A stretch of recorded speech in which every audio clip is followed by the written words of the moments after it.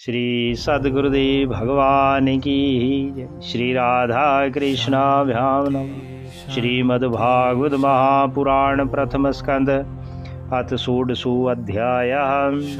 परीक्षित की दिग्विजय तथा धर्म और पृथ्वी का संवाद। श्री सूत उवाच तथा परीक्षित द्विजवर्या शिक्षया महिम महाभागवता ससासः यथा हि श्रुत्यामभिजात कोविदा समाधिसन विप्र महद्गुणस्तथा।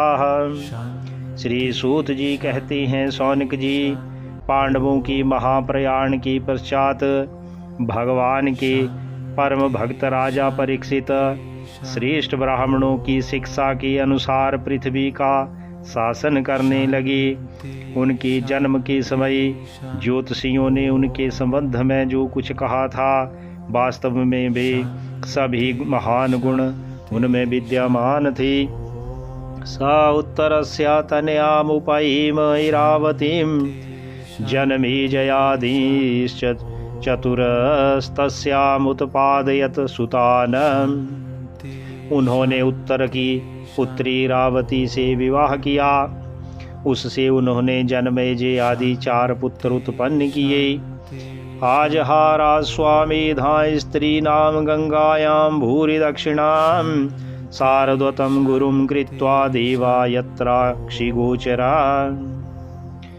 तथा कृपाचार्य को आचार्य बनाकर उन्होंने गंगा के तट पर 3 अश्वमेध यज्ञ किए, जिनमें ब्राह्मणों को पुष्कल दक्षिणा दी गई। उन यज्ञों में देवताओं ने प्रत्यक्ष रूप में प्रकट होकर अपना भाग ग्रहण किया था। निज ग्राहूजसा वीरा कलिम दिग्विजय क्वचित नृप लिंगधरम शूद्रम घनंतम गोमिथुनम पदा। एक बार दिग्विजय करते समय उन्होंने देखा कि शूद्र के रूप में कलियुग राजा का वेश धारण करके एक गाय और बैल के जोड़े को ठोकरों से मार रहा है। तब उन्होंने उसे बलपूर्वक पकड़कर दंड दिया। श्री सौनक उवाच कास्या ही तूर निज ग्राह कलिम दिग्विजय नृपा नृदेव चिन्ह नृक शूद्र को असौ गाम या पदाहनत तत्कथ्यता महाभाग यदि कृष्ण कथाश्रयम् अथवा वास्या पदाम भोजम करंदलिहम सताम किमन्ये रसदाला पैरायुषो यद सदव्यया। सौनक जी ने पूछा, महाभाग्यवान सूत जी, दिग्विजय के समय महाराज परीक्षित ने कलयुग को दंड देकर ही क्यों छोड़ दिया, मार क्यों नहीं डाला? क्योंकि राजा का वेश धारण करने पर भी था तो वह अधम शूद्र ही जिसने गाय को लात से मारा था। यदि वह प्रसंग भगवान श्री कृष्ण की लीला से अथवा उनके चरण कमलों के मकरंद रस का पान करने वाले रसिक महानुभावों से संबंध रखता हो तो अवश्य कहिए।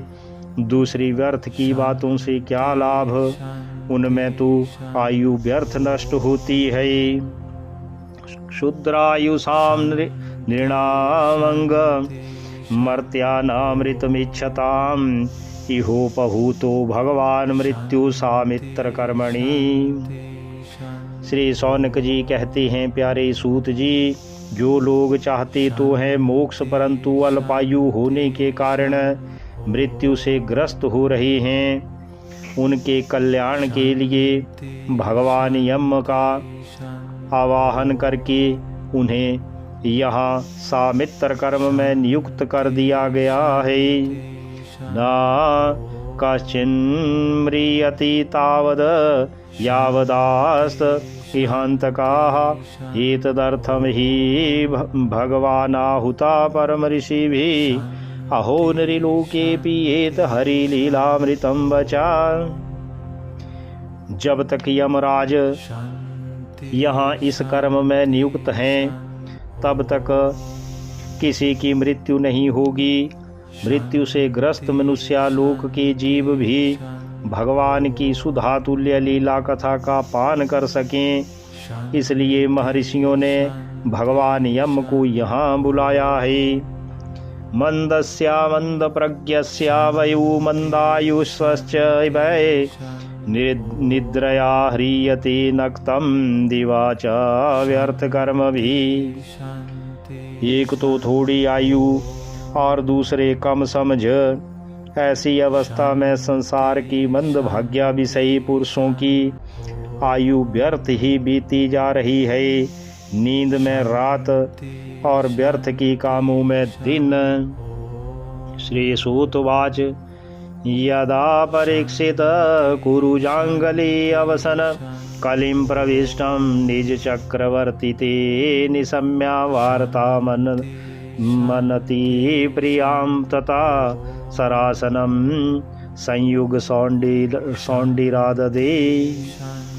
श्री सूत जी ने कहा, सौनक जी, जिस समय राजा परीक्षित कुरुजांगल देश में सम्राट के रूप में निवास कर रहे थे, उस समय उन्होंने सुना कि मेरी सेना द्वारा सुरक्षित साम्राज्य में कलयुग का प्रवेश हो गया है। इस समाचार से उन्हें दुख तो अवश्य हुआ, परंतु यह सोचकर कि युद्ध करने का अवसर हाथ लगा, वे उतने दुखी नहीं हुए। इसके बाद युद्धवीर परीक्षित ने धनुष हाथ में ले लिया। स्वालंकृतं श्याम तुरंग योजितं रथम मृगेन्द्र ध्वजमाश्रिता पुरात वृतो रथास्वाधिपत्तियुक्तया स्वासेनया दिग्विजयाय निर्गता। वे श्याम वर्ण के घोड़ों से जुते हुए सिंह की ध्वजा वाले सुसज्जित रथ पर सवार होकर दिग्विजय करने के लिए नगर से बाहर निकल पड़े। उस समय रथ, हाथी, घोड़े, पैदल सेना उनके साथ साथ चल रही थी।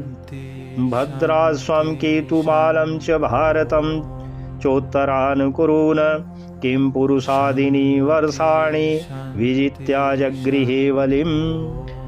उन्होंने भद्राश्व, केतुमाल, भारत, उत्तर कुरु और किमपुरुष आदि सभी वर्षों को जीतकर वहाँ के राजाओं से भेंट ली। तत्र तत्रोपसृण्वान् स्वापूर्वेषां महात्मनां प्रगीयमाणं च यशा कृष्ण महात्म्य सूचकम्। उन्हें उन देशों में सर्वत्र अपने पूर्वज महात्माओं का सुयश सुनने को मिला। उस यशोगान से पद पद पर भगवान श्री कृष्ण की महिमा प्रकट होती थी। आत्मानं च परित्रात्मस्वत्थामनु अस्त्र तेजसा स्नेहं च वृष्णि पार्थानां तेषां भक्तिं च केशवी। इसके साथ ही उन्हें यह भी सुनने को मिलता था कि भगवान श्री कृष्ण ने अश्वत्थामा की ब्रह्मास्त्र की ज्वाला से किस प्रकार उनकी रक्षा की थी। यदुवंशी और पांडवों में परस्पर कितना प्रेम था तथा पांडवों की भगवान श्री कृष्ण में कितनी भक्ति थी। तेभ्यः परम संतुष्टा प्रत्युज्जृम्भितलोचना महाधनानि वासांसि ददौ हारान् महामनान्। जो लोग उन्हें ये चरित्र सुनाते उन पर महामना राजा परीक्षित बहुत प्रसन्न होते, उनके नेत्र प्रेम से खिल उठते। वे बड़ी उदारता से उन्हें बहुमूल्य वस्त्र और मणियों के हार उपहार रूप में देते। सारथ्या पार्षद सेवन सख्य दौत्य वीरासनानुगमन सतवन प्रणामान स्निग्धेषु पाण्डुषु जगत प्रणतिं च विष्णुर्भक्तिं करोति नृपतिश चरणारविंदे। वे सुनते कि भगवान श्री कृष्ण ने प्रेम परवश होकर पांडवों के सारथी का काम किया, उनके सभासद बने, यहाँ तक कि उनके मन के अनुसार काम करके उनकी सेवा भी की। उनके सखा तो थे ही, दूत भी बने। वे रात को शस्त्र ग्रहण करके वीरासन से बैठ जाती और शिविर का पहरा देती, उनके पीछे पीछे चलती, स्तुति करती और प्रणाम करती। इतना ही नहीं, अपने प्रेमी पांडवों के चरणों में उन्होंने सारे जगत को झुका दिया। तब परीक्षित की भक्ति भगवान श्री कृष्ण के चरण कमलों में और भी बढ़ जाती। तस्यैवं वर्तमानस्यां सर्वेषां मृतिं वहं नाति दूरे किलाश्चर्यं यदासीत तन्निबोध में। इस प्रकार वे दिन दिन पांडवों के आचरण का अनुसरण करते हुए दिग्विजय कर रहे थे। उन्हीं दिनों उनके शिविर से थोड़ी ही दूर पर एक आश्चर्यजनक घटना घटी, वह मैं आपको सुनाता हूँ। धर्मं पदैकीन चरण विषायामुपलभ्य गाम पृच्छति श्रमाश्रुवदनां विवित्सामिव मातरम। धर्म बैल का रूप धारण करके एक पैर से घूम रहा था। एक स्थान पर उसे गाय के रूप में पृथ्वी मिली। पुत्र की मृत्यु से दुखिनी माता के समान उसके नेत्रों में आंसुओं के झरने झर रहे थे। उसका शरीर श्रीहीन हो गया था। धर्म पृथ्वी से पूछने लगा। श्री धर्मोवाच कचिद भद्रे अनामयावात्मनस्ते विच्छायासि मयाल तेषां मुखेन आलक्ष्ये भवती मंतराधिं दूरेव बंधुं सोचसी कंचनाम्ब। धर्म ने कहा, कल्याणी कुशल से तो हो ना, तुम्हारा मुख कुछ कुछ मलिन हो रहा है, तुम श्रीहीन हो रही हो। मालूम होता है तुम्हारे हृदय में कुछ न कुछ दुख अवश्य है।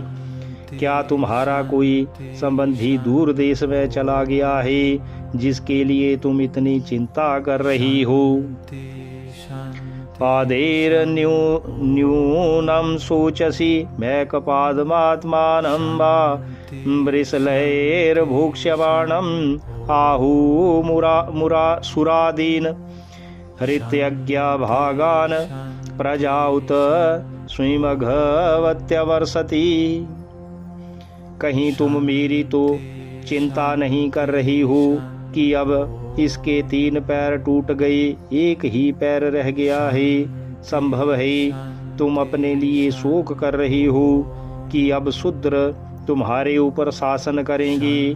तुम्हें इन देवताओं के लिए भी खेद हो सकता है जिन्हें अब यज्ञों में आहुति नहीं दी जाती, अथवा उस प्रजा के लिए भी जो वर्षा न होने के कारण अकाल एवं दुर्भिक्ष से पीड़ित हो रही है। रक्ष्यमाणा स्त्रिया उर्वी बालान शोचस्यथु पुरुषादैरी वार्तान वाचम देवीं ब्रह्मकुले कुकर्मण्या ब्रह्मण्यै राजकुले कुलाग्रयान।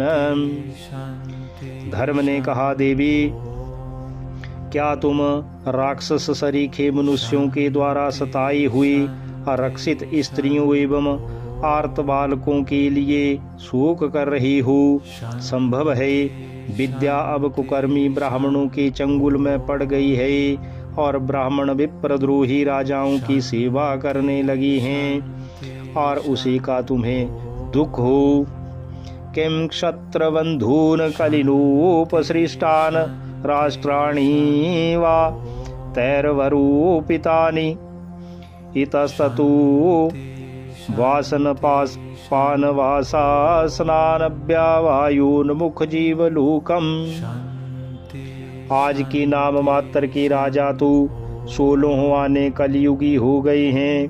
उन्होंने बड़े बड़े देशों को भी उजाड़ डाला है। क्या तुम उन राजाओं या देशों के लिए शोक कर रही हो।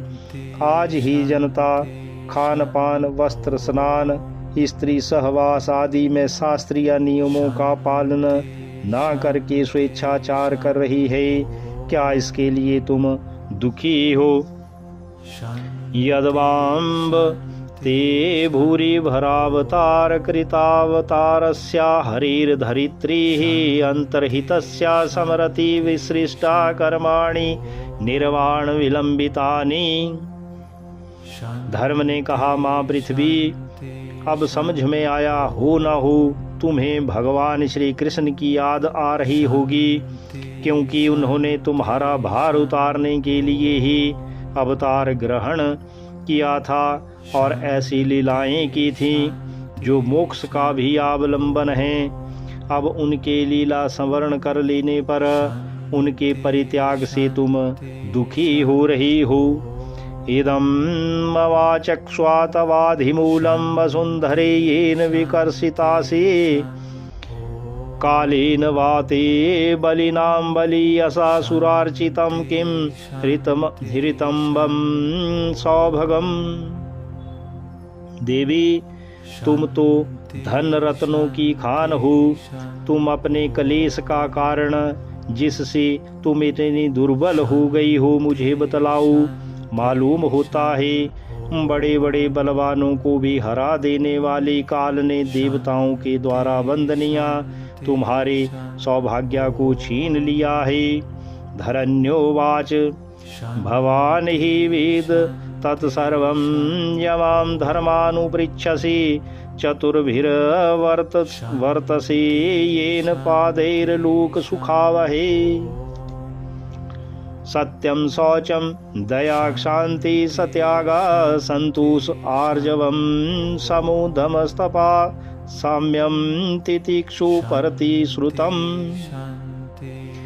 ज्ञानं विरक्तिरैश्वर्यं शौर्यं तेजो बलं स्मृति स्वातन्त्र्यं कौशलं कान्तिर्धैर्यं मार्दवमेव च प्रलभ्यं प्रश्रयाशीलं स ऊजोबलं भगा गंभीर्यं स्थैर्यमास्तिक्यं कीर्तिर्मानो अनरहंकृति एते चान्ये च भगवन्नित्यं नित्या यत्र महागुणा प्रार्थ्या महत्वा मिच्छद्भिर्न वियन्ति समकर्हिचिता तेनाहं गुणपात्रेण श्रीनिवासेन साम्प्रतं शोचामि रहितं लोकं पापमना कलिनेक्षितम्।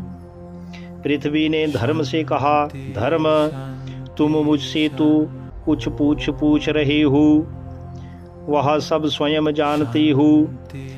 जिन भगवान के सहारे तुम सारे संसार को सुख पहुँचाने वाले अपने चारों चरणों से युक्त थे, जिनमें सत्य, पवित्रता, दया, क्षमा, त्याग, संतोष, सरलता, सम, दम, तप, समता, तितिक्षा, उपरति, शास्त्र विचार, ज्ञान, वैराग्य, ऐश्वर्य, वीरता, तेज, बल, स्मृति, स्वतंत्रता, कौशल, कांति, धैर्य, कोमलता, निर्भीकता, विनय, शील, साहस, उत्साह, बल, सौभाग्य, गंभीरता, स्थिरता, आस्तिकता, कीर्ति, गौरव और निरहंकारता, ये 39 अप्राकृत गुण तथा महत्वाकांक्षी पुरुषों के द्वारा वांछनीय अर्थात शरणागत वत्सलता आदि और भी बहुत सी महान गुण उनकी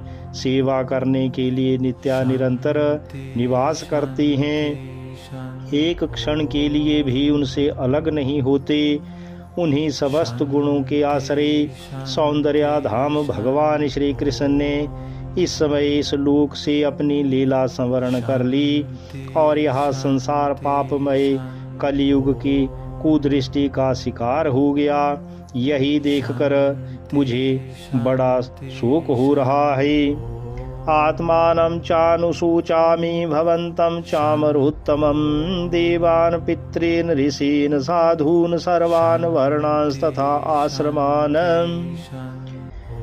अपने लिए देवताओं में श्रेष्ठ तुम्हारे लिए देवता, पितृ, ऋषि, साधु और समस्त वर्णों तथा आश्रमों के मनुष्यों के लिए मैं शोकग्रस्त हो रही हूँ।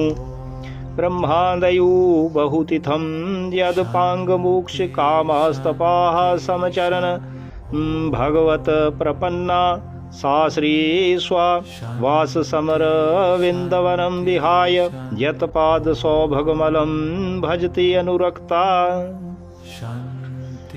तस्याः मवज कुशिलांकुश केतुकेतये श्रीमत पदैर्भगवता समलंकृतांगी श्रीनत्यारोच उपलभ्य ततो विभूतिं लोकान् समाव्यासृज दूत समयतिं तदन्ते। जिनका कृपा कटाक्ष प्राप्त करने के लिए ब्रह्मादि देवता भगवान की शरणागत होकर बहुत दिनों तक तपस्या करती रही, वही लक्ष्मी जी अपने निवास स्थान कमल वन का परित्याग करके बड़े प्रेम से जिनके चरण कमलों की सुभग छत्र छाया का सेवन करती हैं, उन्हीं भगवान के कमल, वज्र, अंकुश, ध्वजा आदि चिन्हों से युक्त श्री चरणों से विभूषित होने के कारण मुझे महान वैभव प्राप्त हुआ था और मेरी तीनों लोकों से बढ़कर शोभा हुई थी। परंतु मेरे सौभाग्य का अब अंत हो गया। भगवान ने मुझ अभागिनी को छोड़ दिया। मालूम होता है मुझे अपने सौभाग्य पर गर्व हो गया था, इसलिए उन्होंने मुझे यह दंड दिया है। यो वै ममाति भरमासुर वंश राज्ञामक्षौहिणी शतम पानु ददात्म तंत्रा त्वाम दुख दुस्थमून पद्मात्मनि पौरुषेण संपादयन यदुषु रम्यामविभ्रदंगम। तुम अपने तीन चरणों के कम हो जाने से मन ही मन कुढ़ रहे हो, अतः अपने पुरुषार्थ से तुम्हें अपने ही अंदर पुनः सब अंगों से पूर्ण एवं स्वस्थ कर देने के लिए वे अत्यंत रमणीय श्याम सुंदर विग्रह से यदुवंश में प्रकट हुए और मेरे बड़े भारी भार को, जो असुर वंशी राजाओं की सैकड़ों अक्षौहिणियों के रूप में था, नष्ट कर डाला, क्योंकि वे परम स्वतंत्र थे। भावा सहित विरहम पुरुषोत्तमस्य प्रेमावलोक रुचिरस्मित वल्गु जलपै स्थैर्यं समान महरन मधु मानिनीनां रोमोत्सवो मम यदंघ्रि विटकिंतायाम्। जिन्होंने अपनी प्रेम भरी चितवन मनोहर मुस्कान और मीठी मीठी बातों से सत्यभामा आदि मधुमयी मानिनियों के मान के साथ धीरज को भी छीन लिया था, और जिनके चरण कमलों के स्पर्श से मैं निरंतर आनंद से पुलकित रहती थी, उन पुरुषोत्तम भगवान श्री कृष्ण का विरह भला कौन सह सकती है। तयोरेवं कथयतु पृथिवी धर्मयुस्तदा परीक्षिन्नां राजऋषि प्राप्ता प्राचीन सरस्वतीम। धर्म और पृथ्वी इस प्रकार आपस में बातचीत कर ही रहे थे कि उसी समय राजऋषि परीक्षित पूर्ववाहिनी सरस्वती के तट पर आ पहुँची। इति श्रीमद्भागवते महापुराणे पारमहंस्यां संहितायां प्रथम स्कंदे पृथ्वी धर्म संवादो नाम षोडशो अध्यायः। बोलिए श्री कृष्ण बलदेव की जय, श्री सद्गुरुदेव भगवान की जय। इति श्रीमद्भागवत महापुराण प्रथम स्कंद नाम षोडशो अध्यायः संपूर्णः।